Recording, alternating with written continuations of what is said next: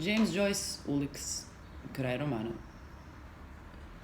Bože moj, poslije onog drugog poljupca ostala sam gotovo bez daha. Da, rekao je da sam planinski cvijet, da mi jesmo cvijeće, sve mi tijelo žene, da je to bila jedina istina koju izrekao u svom životu i sunce danas zbog tebe sja, da zbog toga mi je bio drag, jer sam vidjela da razumije i osjeća što je žena i znala sam da ću ga uvijek moći smotati i pružila sam mu sav užitak koji sam mogla navodeći ga da sve dok me nije zamolio da kažem da.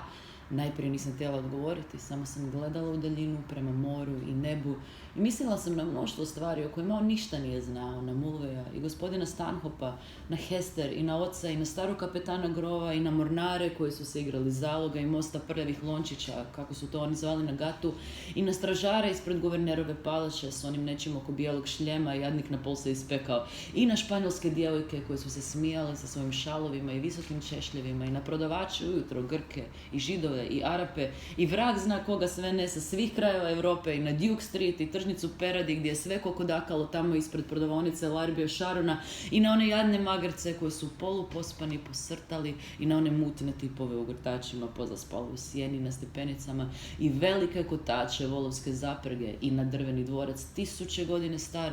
Da, i na one lijepe maure, sve u bijelom i s turbanima poput kraljeva koji te mole da sjedneš u njihov mali dućan i na rondu sa starim prozorima, onih posada snažarke oči skrivene iza rešetaka, da bi ih njen dragi poljubio željeznih rešetaka i na gostionice polutvorene noću i kastanjete i na onu noć kad smo zakasnili na brodu Alžekirasu stražara koji je spokojno prolazio sa svojom svjetiljkom,